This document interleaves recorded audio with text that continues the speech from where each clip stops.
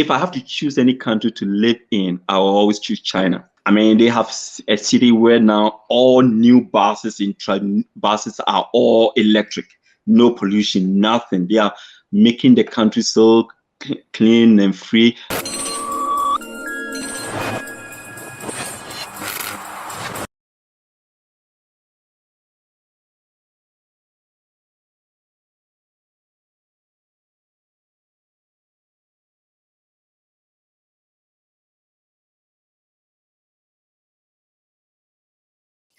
Guys, I welcome you live on SVTV Africa. The name of this program is Daily Hustle Worldwide. All you need is the internet. So if you just chance on our YouTube channel, I welcome you, the voice of the community. All you have to do is subscribe to our channel. Follow us on all social media handles.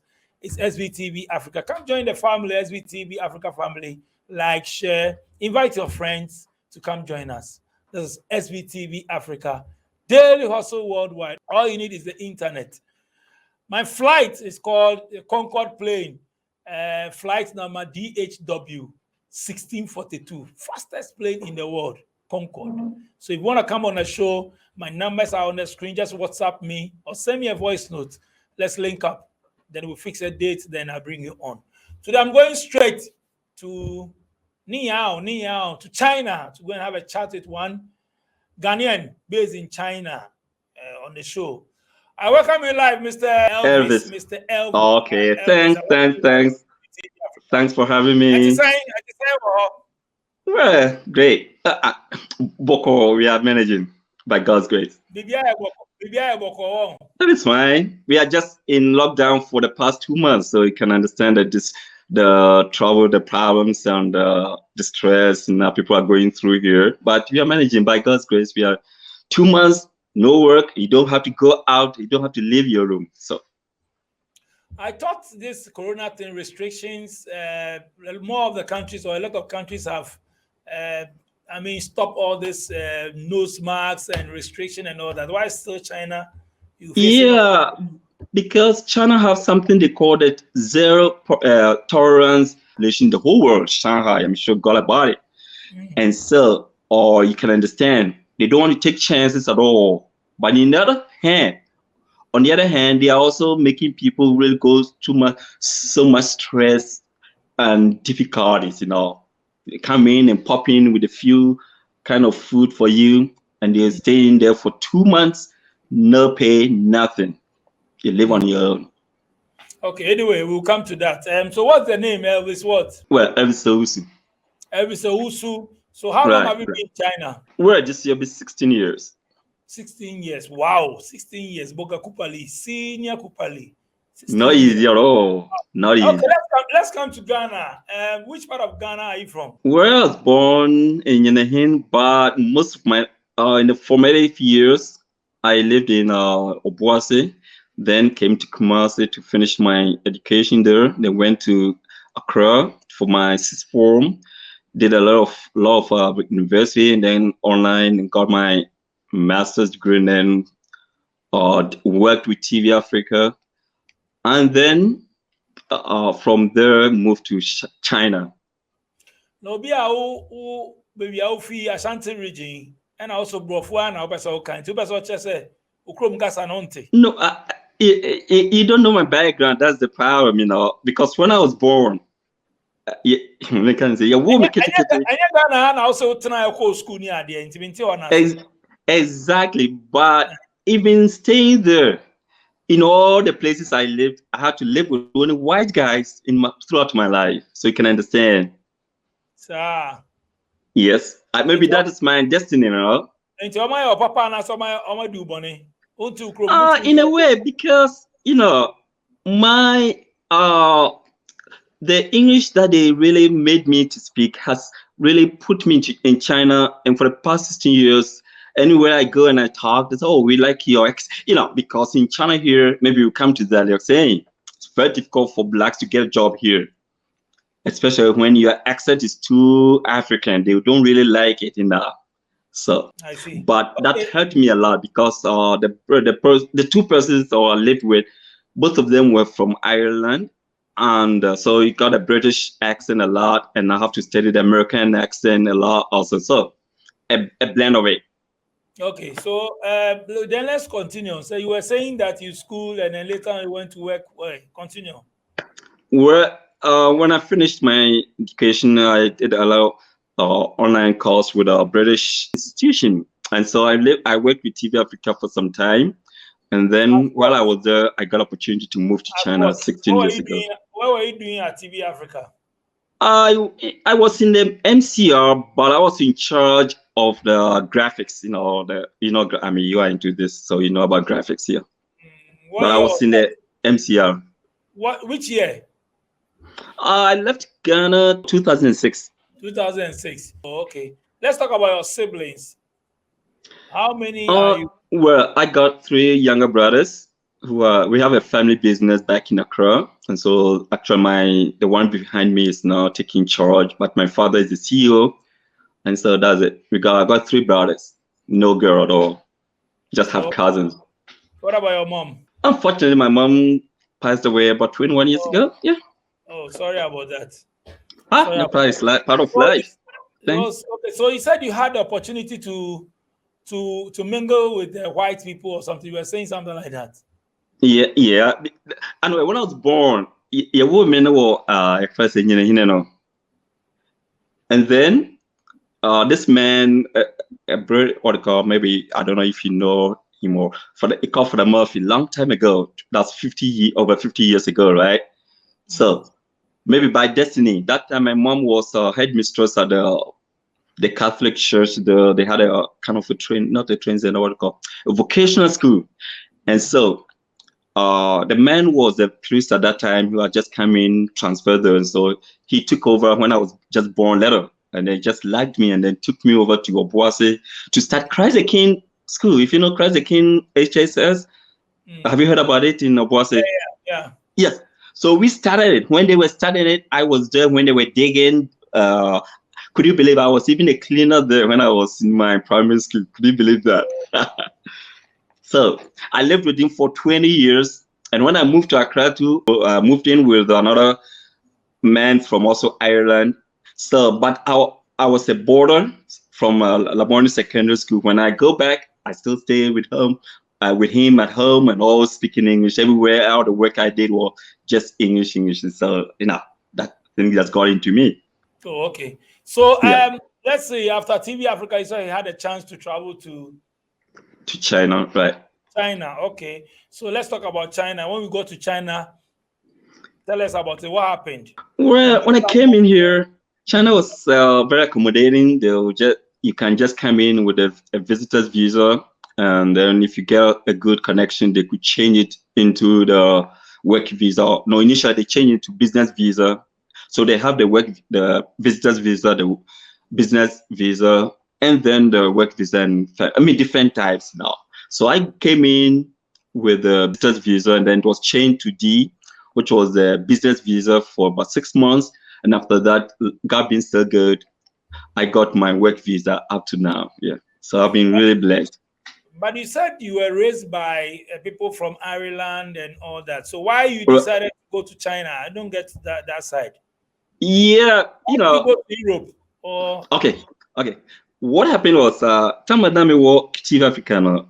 I was in charge of graphics and also taking foreign English because of my English my English background, if you can understand that. And then there was this girl who was in the newsroom. I used to take foreign news for her. So she got lost in the system for a few weeks. I had not seen her. So when I saw her and I said, Nana, I've been seeing you for a long time. So where have you been? And then she says, well, I traveled to China for business with my dad and this and that. So what?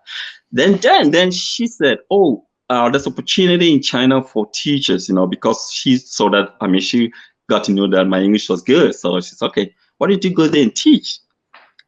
Because, that was part of me, And so I said, why not? So we started the process, and that's the rest is history. So actually, she linked me with someone who was in charge here, who had married a Chinese, and because here it's like agency program, you got to get an agent who will link you to a school before you can be given the opportunity to teach here. When we came, it wasn't very difficult, but these days it's really hard and tough for blacks, you know. You quit TV Africa and went to Exactly. China purposely to go and teach. Exactly. Oh, okay. So when you got there, how did he Then tell us about the guys that I came to meet, well, they had their own company, which was a kind of agency work. You know, it's a very big multi-billion business in China when it comes to that. And so they put me into a school, but as a kind of you have to work for them, so they will pay you, but the school will pay them directly, and they will pay you as the employee. So they managed to change my visa into a business visa at that time. And then I met one Ghanaian in another city where I was working. And then he rather got me a personal school, which was able to do my work visa. And that has, gone on up to now. Yeah, up to today. So that's what happened. Okay. So from 2006 to now, how often have you been coming to Ghana? Well, I think 3 times. Yeah, the first one was after 7 years here. I went back home in 2018, and then I think the last one, no, I think 2017 or so. I remember 3 times. I think so. Yeah, 3 times in 16 years. Wow. It's so long. It's not that convenient not to travel. Even the airport alone would just kill you.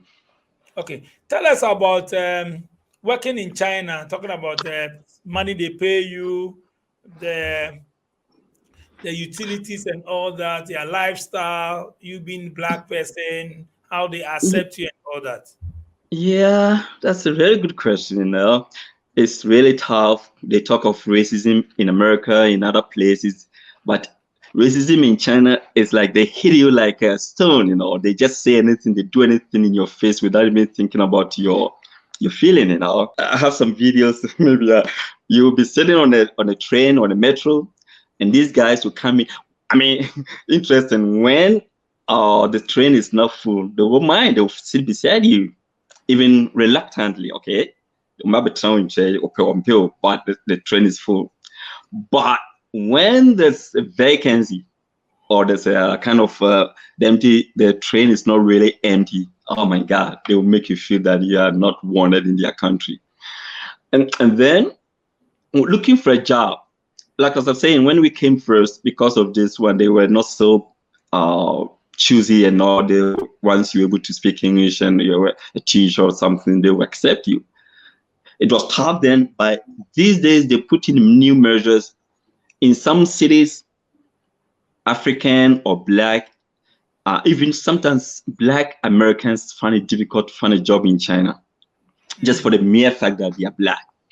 You go there are a lot of even let me see if they have some adverts here. They will make adverts and they will specify the kind of people they are looking for. You go to a shop and people be just looking at you like you are just out of the woods, you know, just coming from the bush or something. Really, really tough. But you know, you got to make your mind, you got to toughen your mind, your heart, you got to put on a thick skin that no matter what is there, you don't really care about it, and then you just have to brave yourself through. For 16 years, I'm used to it, but sometimes it gets down you know, that's normal, but really, really difficult. These days, hardly would you, a black person, get a job, except you're really blessed and favored by God. So You have been there for all these years and getting to know that this is their lifestyle. Why haven't you changed the country or maybe live there to different parts whereby you'll be okay, you'll be accepted as the way you want it?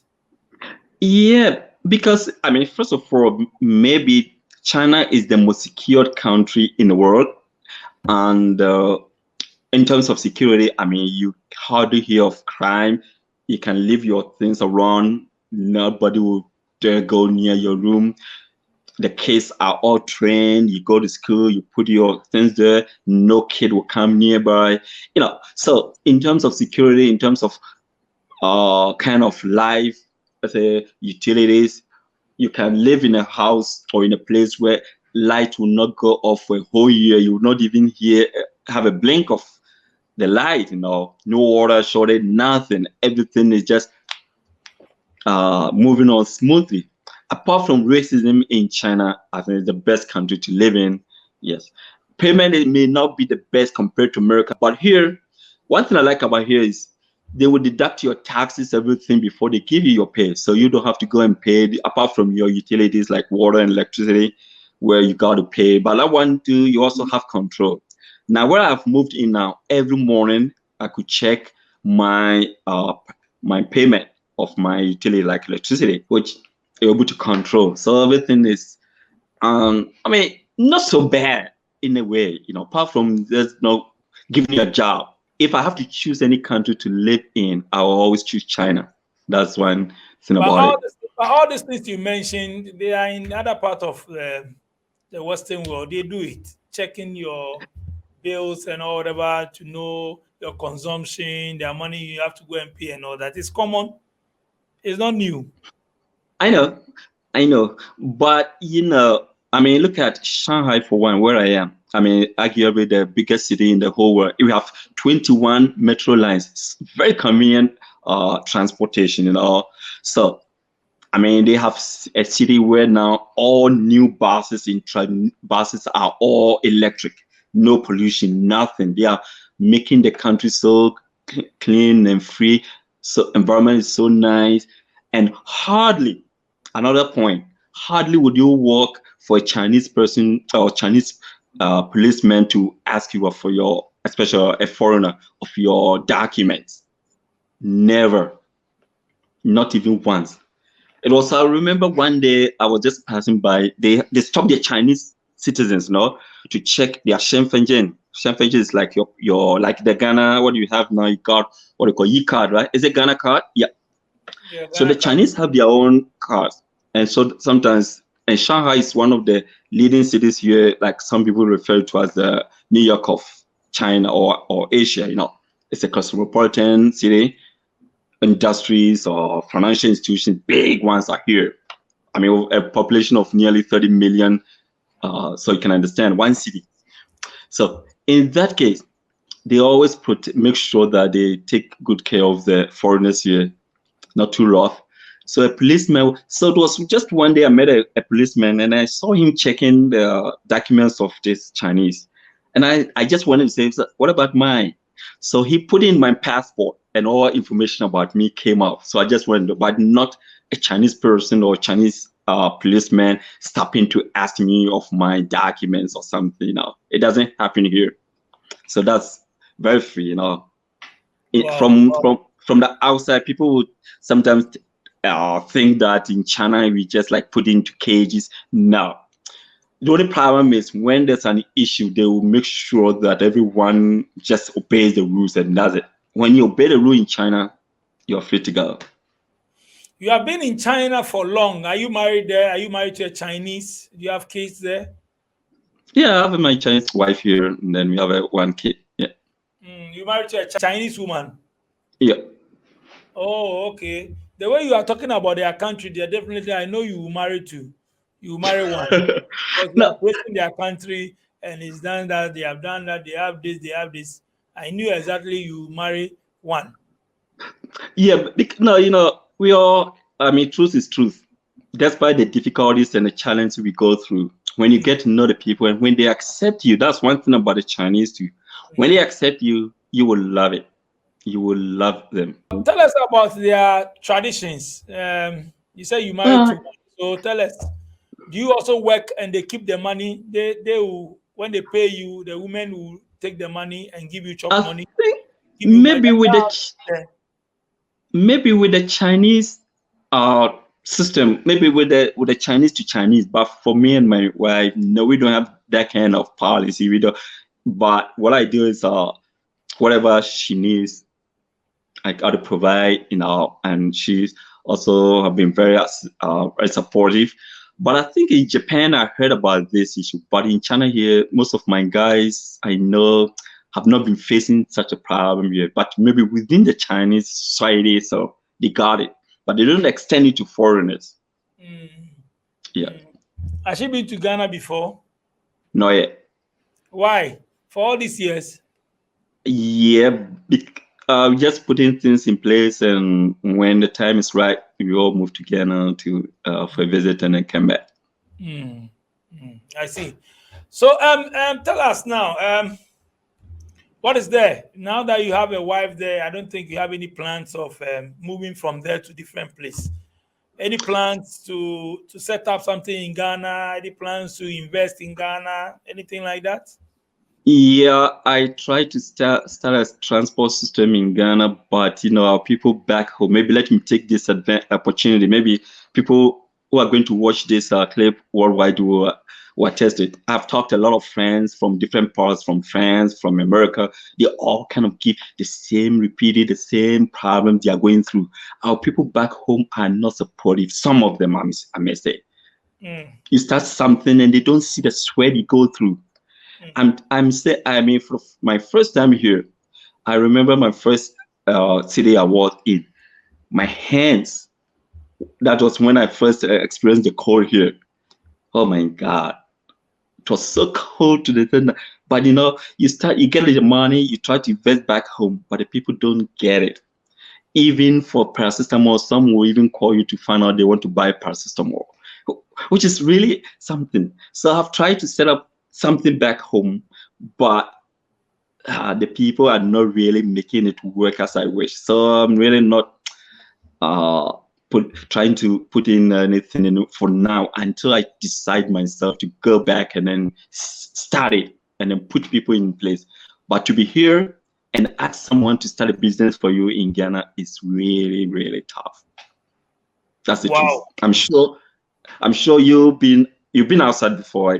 I have following some of the couple of things you've done, and I know you might have faced this problem without people back home. They don't really see what we go through. They don't feel it really. I would really love to invest. I have a lot of plans. Even I have something that I'm planning. I'm putting in place, like the science quiz that they do for the schools. I have something similar I'm planning. But it's based in English, based in English language, and I'll come up with that later. Maybe I'll consult you about it, then we can see how we can promote it together. You were talking about accent. So does it mean you mean the way you speak? They like the way you speak. Well, they tell me that. So how do they see you? They see you to be American or what? Because you were talking about the accent, which I got lost a bit because you said they like your accent, and because of that they like you or that. I don't get it. Yes, because here, they will interview you before they give you the job. Most places, Do they see you as an American or a Ghanaian? Well, my certificate, my documents all show that I'm Ghanaian. I don't hide it. That's my country. But maybe, I don't know, you can tell. But when I talk to even some Ghanaians, they say, why are you speaking? That's how I speak. I'm not pretending or I'm not trying to copy anyone, but that's how I speak. And so people just tell me, I don't know. Okay. So you did some courses and all that, right? Yeah, I did online courses and different things, but I haven't been to other countries yet. What about their payments and all that for teachers?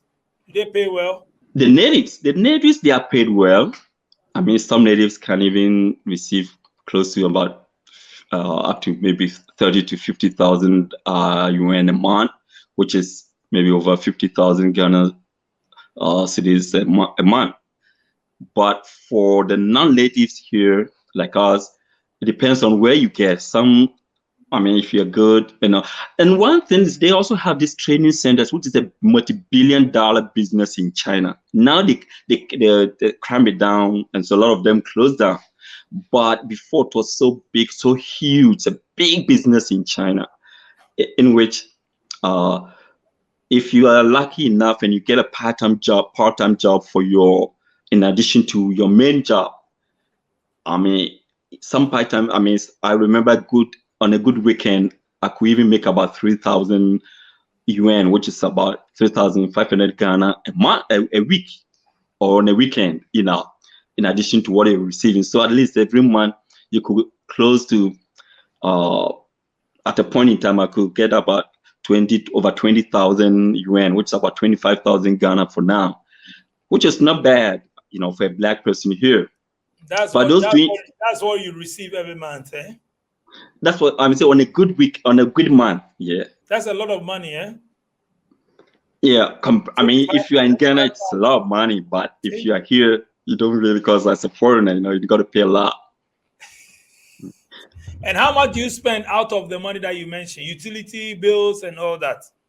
Let's do the Yeah. For now, my apartment here is like a rent. hotel because I moved to the big city. It's very expensive here. It's Mm, a studio. The studio type of apartment.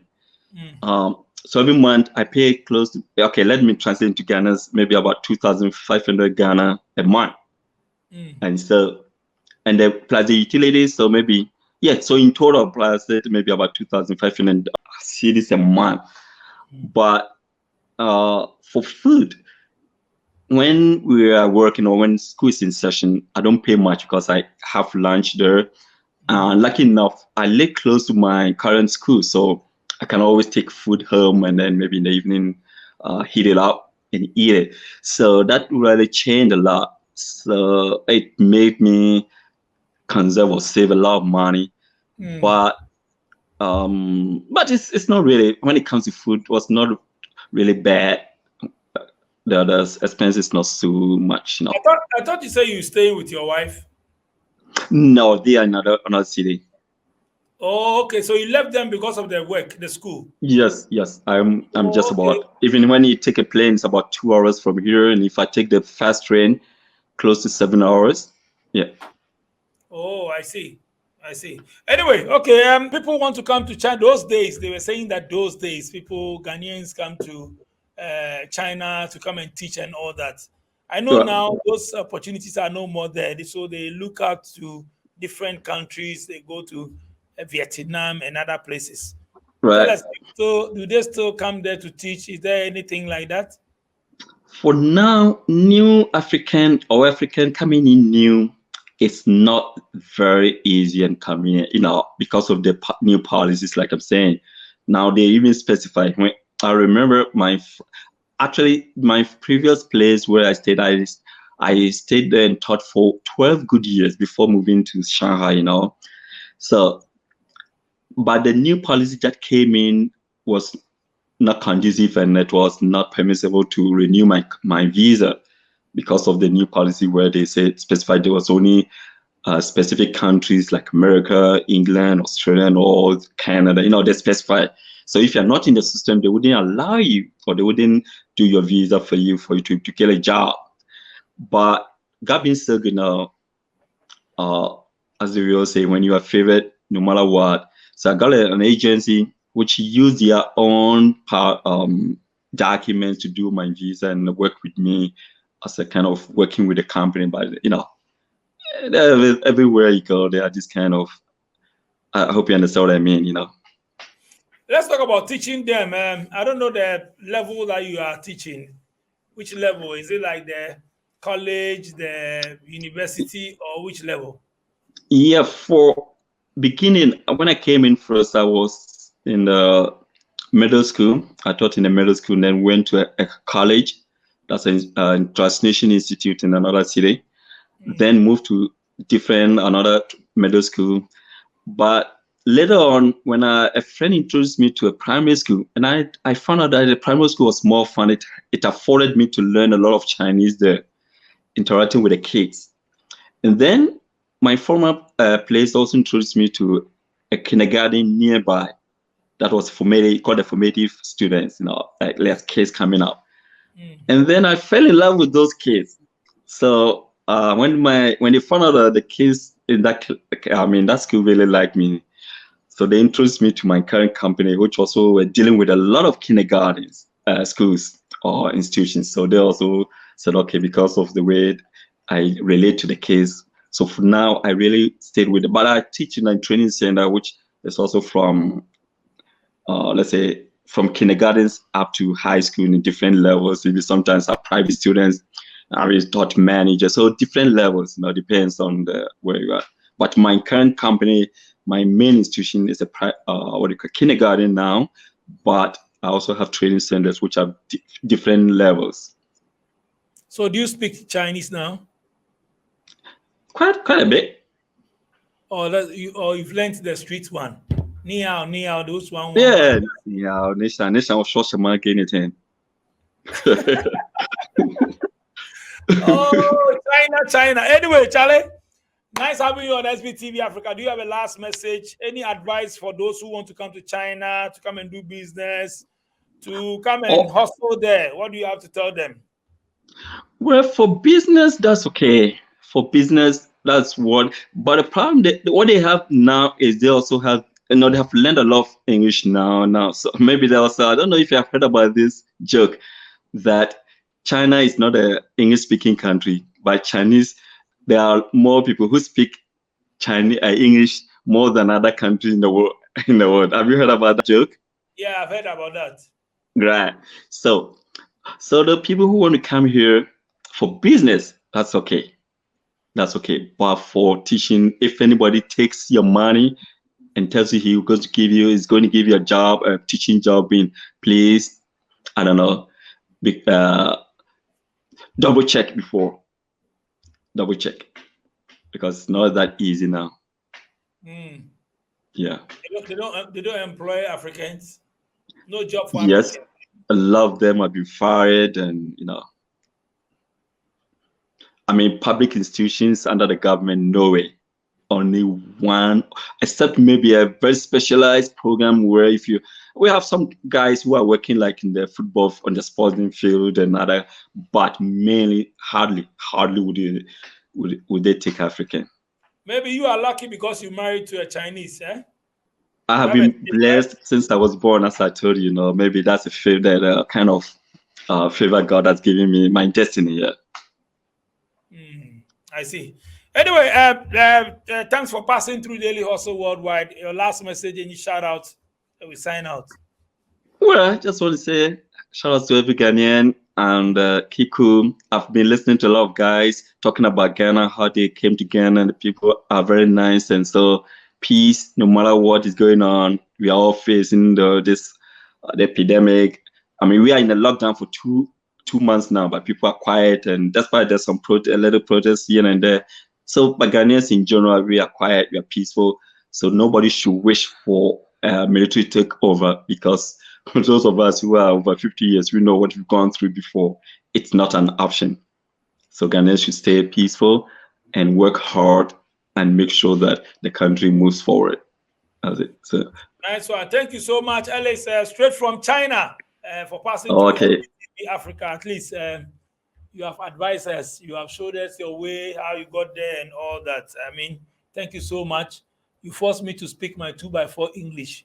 I'll take it like that. As for my English there, if you can't laugh me, my English no be that. Technical English, hardcore, street English. When I talk to my boys, they laugh. Hardcore, this be street English. That is the mono. It is I say crowd English. This is crowd English. So Charlie, so far as my guest will understand what I'm asking him, oh Charlie, I'm good to go. Crowd maybe. So thank you all. Subscribe to our channel. Follow us on all social media and this SVTV Africa. My name is simply DJ Nyame. If you meet me in town, just call me Tua and I'll respond to Tua. So Tua, I'm out.